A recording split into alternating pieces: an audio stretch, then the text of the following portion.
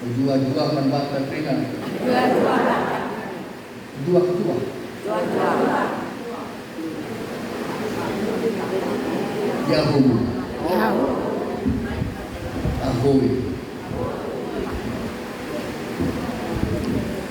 Bapak Ibu yang saya sayangi, izinkanlah saya berbagi rasa dan berseri iman yang diawali dengan tema yang disampaikan kepada saya dari Yesaya, satu ayat saja tapi sungguh luar biasa. Saya membacakan saja satu ayat ini yang disampaikan kepada saya. Janganlah takut, sebab aku menyertai engkau. Amin. Janganlah bimbang, sebab aku ini Allahmu. Aku akan meneguhkan, bahkan akan menolong engkau. Aku akan memegang engkau dengan tangan kananku yang membawa kemenangan. Ini diyakini oleh tema yang kedua yang disampaikan beberapa hari sesudahnya, yakni 2 Timotius yang menekankan bahwa jangan takut bila kita mengalami penderitaan, percobaan. Karena penderitaan, percobaan melatih kita untuk menguatkan iman. Lewat firman kita akan maju berjuang. Siapa takut?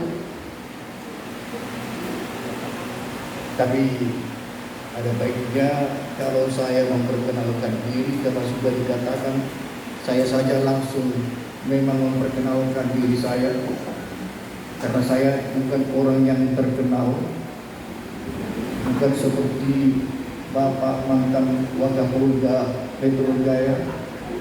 Jadi saya biasa-biasa saja dan sudah lama berjuang di Papua, bahkan masalah sorong pun saya ikuti. Bukan di sini kita bicarakan itu. Tapi selekas saya dengar, saya cari informasi, maka saya anak Paribu. Kalau saya masih pastor muda, baru umur 66 tahun, belum lansia. Karena aturan dari PBB Tasya itu 70 tahun ke atas. Jadi saya masih tergolong remaja. Karena masih remaja sampai sekarang belum menikah. Dan tidak akan menikah selama-lamanya. Saya Pastor Albertus Pandiana. Bukan saintis. Waktu saya bertugas di paroki Hayamuruk, maka banyak orang Chinese semua saya maupun teman lain dikira pula saya orang Chinese.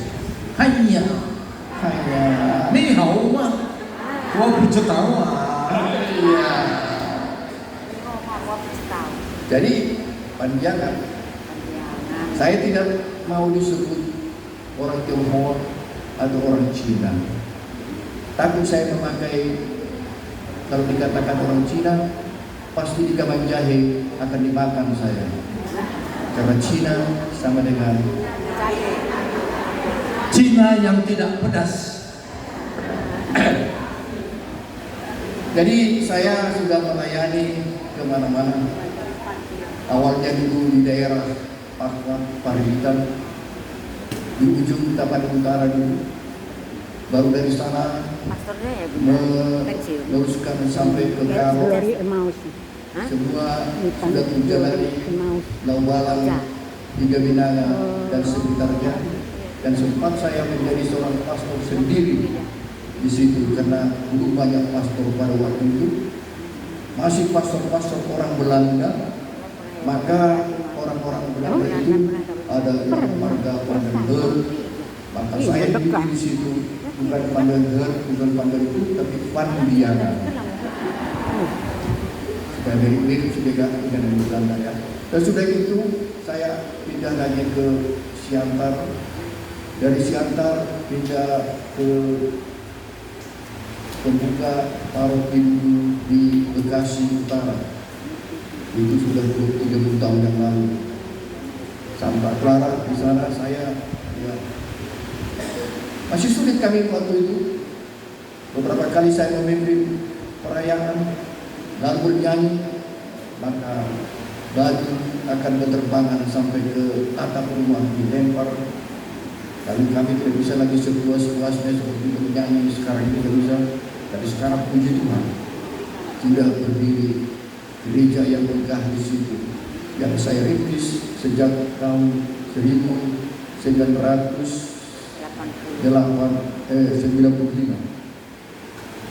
Dan sudah dari situ pindah ke Samosir, dari Samosir Pamulang, dari Pamulang pindah ke Saripudolok, Masyarakat Simalungun mungkin.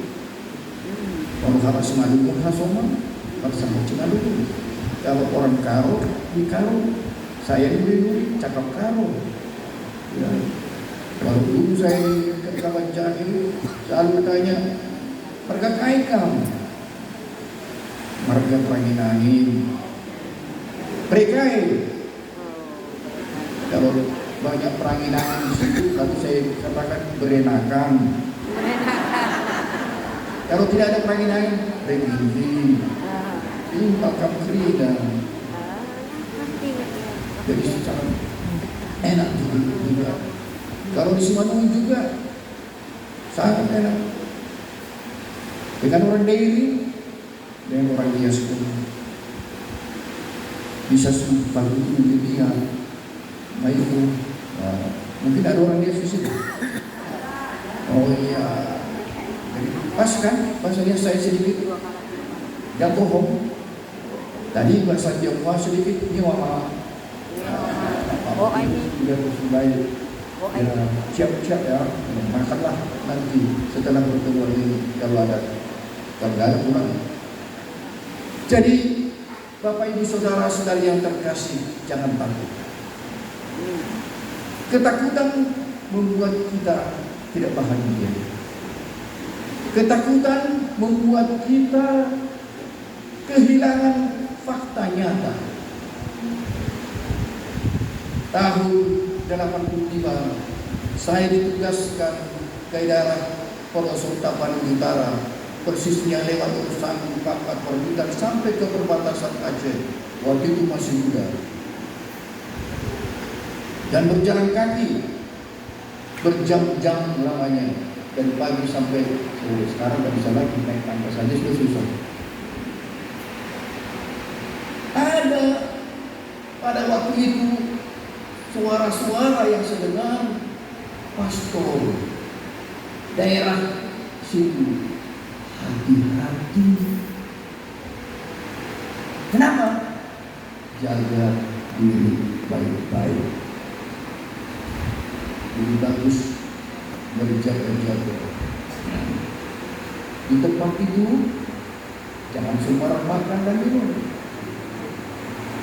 Begitu dari kampung ke kampung saya dengar. Lalu suatu kali terpaksa harus lewat jalan yang seram di tengah hutan. Bagaimana suasana di tengah hutan? Apakah dia lama ya hutan? Orang lama tapi nggak jadi orang hutan. Oh iya, sama Pak. Tidak orang hutan saya. Lalu dikatakan lewat di situ karena sering terjadi pembunuhan di situ, toke-toke dibunuh, yang dibunuh, maka seram. Maka sering katanya ada orang yang menari-nari di situ.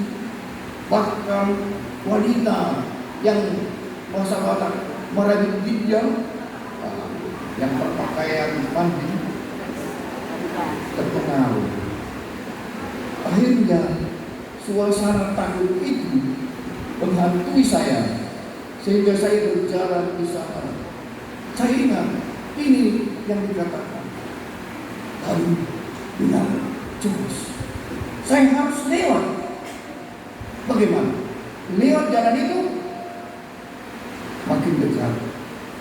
Di kejauhan saya telah melihat manusia yang panjang orangnya, lebih panjang daripada, lebih tinggi daripada saya, menari-nari. Wah, takut. Bagaimana? Pulang. Lalu saya katakan, jangan takut. Saya memberanikan diri lewat di tempat sepi yang angker katanya. Saya makin berdekat. Tuhan, tolong perkembangan. Lalu saya mendekat. Ketakutan saya hilang. Rupanya bukan manusia yang saya lihat, tetapi baju yang digantungkan bergoyang-goyang oleh angin setan. Seandainya takut, mundur.